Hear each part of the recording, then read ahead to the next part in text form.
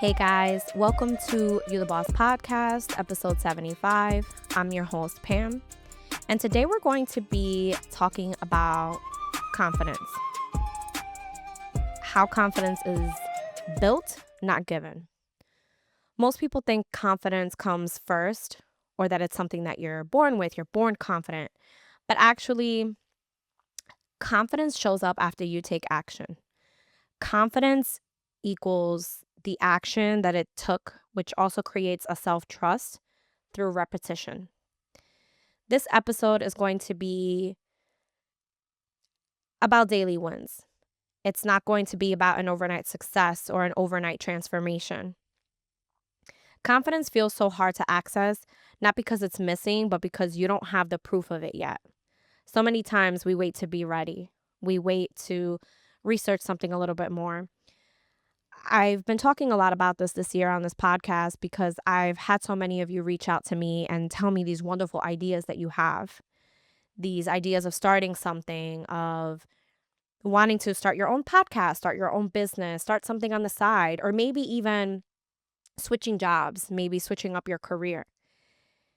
And I want to let you know that the brain builds confidence through consistency, through follow through, kind of like micro successes.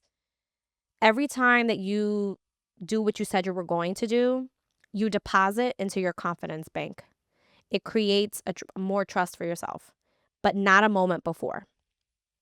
We're constantly, again, like I mentioned, we're waiting to be more confident. We're waiting to feel like we have all the information that we need for us to act. And sometimes, most of the time, I would say 99.9% of the time, that confidence comes from moving. It comes from just getting up and starting. I'm going to talk a little bit about the confidence loop. There is self-trust in that confidence loop. It starts with you make a small promise and then you follow through. Your brain records this as trust. Your brain says, wow, yeah, we did say we were going to do that. And that equals to your confidence growing naturally, making a deposit, like I said.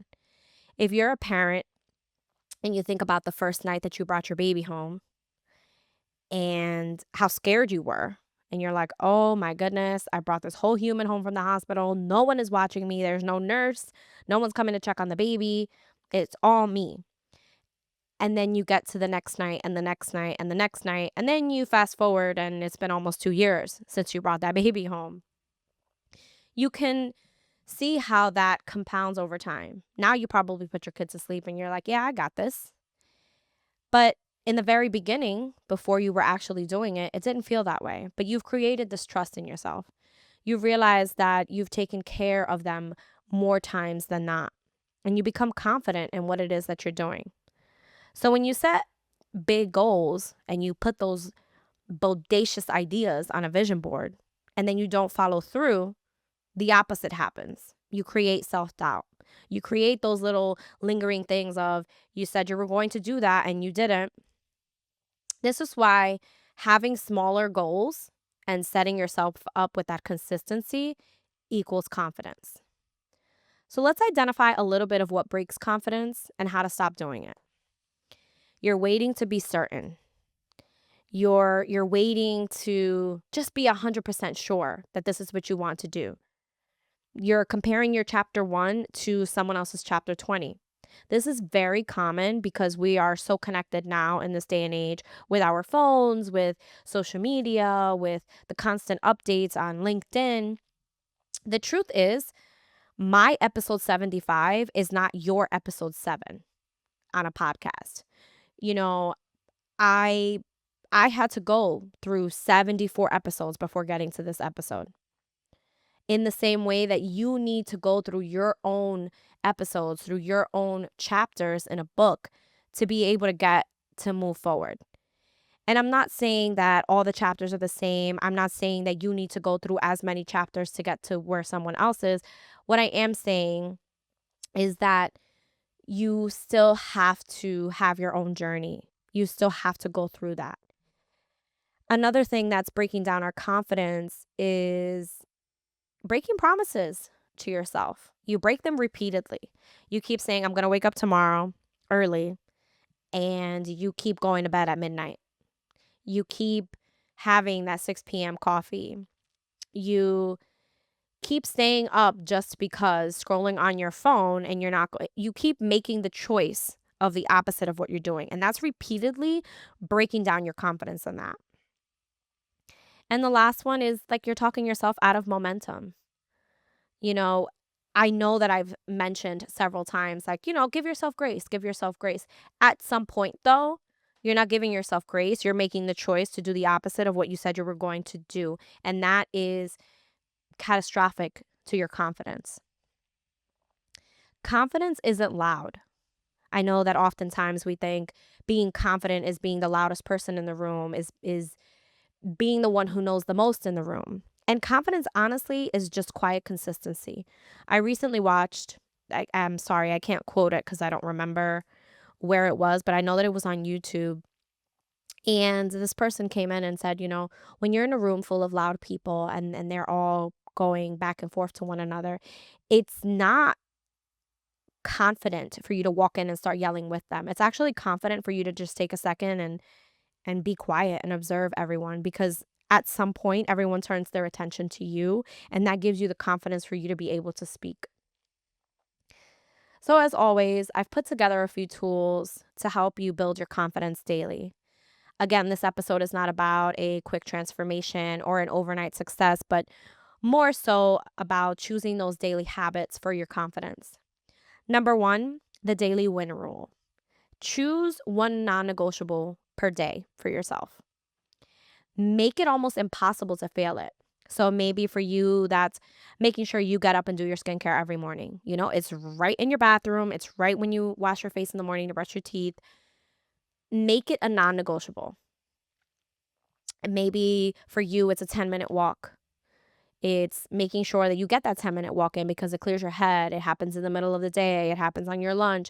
You have to do certain things to get to that. So make it a non-negotiable. Maybe it's a little bit more water. Maybe it's 5 answered client emails every day. Those are non-negotiables for you. Confidence grows when your goals are kept, not because they're impressive or because they're big, but just because you've kept them. Number 2, keep your promises small at first. Stop overpromising and under-delivering to yourself. That is the biggest asset that you could hurt, is yourself when you do this. Scale your goals to your current capacity. You might be training for a marathon, but you've never run a marathon before. So on the first day, you shouldn't get up and run 13 miles because you haven't done that before. Scale them to your current capacity. Make sure that you are meeting yourself well where you're at, because you're not going to stay there. The action is going to propel you forward. Confidence is built by finishing, not by forcing.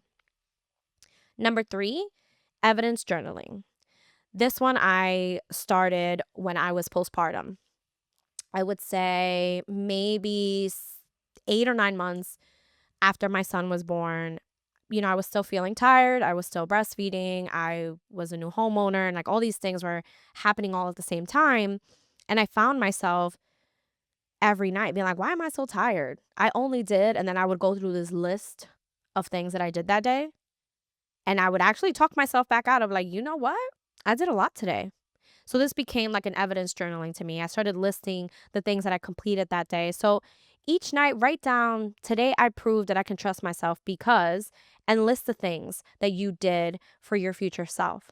This retrains your brain to notice progress instead of focusing on what's missing. It provides your brain with tangible evidence. You can look back on Friday, from Monday through Friday, and see all the little things that you did every single day for your more confident self. Number 4, identity-based actions. Ask yourself, what is the confident version of me doing for the next 5 minutes? What is confident me doing today? And I know sometimes that can look like, well, confident me is at the beach. She's working from the beach. Okay, but how did she get there? How did she get to work from the beach? What is she doing from the beach? Act first and let the feeling catch up later. Confidence follows behavior, not the other way around. Number 5, keep one promise when motivation drops. Surprise, you're going to lose motivation. The point of motivation is not to be present all the time. On your low energy days, do the smallest version of your habit. Make sure you get your habit done if even in the smallest ways. Maybe it's, I use this example often because it's the easiest one for people to relate to. Maybe it's not a 2.5 hour workout. Maybe it is just 10, 15 minutes going for a walk. Showing up imperfectly still stands for showing up. It teaches your nervous system, I don't quit on myself. I'm going to suggest a book. It's called The Confidence Gap by Russ Harris. It's very simple, actionable, it's mindset shifting, and it teaches confidence as a skill, not a feeling. In closing, I want to remind you that confidence doesn't arrive in one day. It's not an overnight thing. It's built daily. If you want to feel more confident, do fewer, more impactful things. Not do more, not put a million things on your plate. Do fewer things, but do them consistently. Keep promises small and sacred. Confidence is just proof that you've been showing up for yourself. Before we end this episode, I want to encourage you to leave us a review wherever you listen to your podcasts. We are on all streaming platforms, Spotify, Apple, and YouTube. Leave us a 5-star review. We definitely appreciate it. Thank you for listening. Come back again next week for another episode of You the Boss podcast.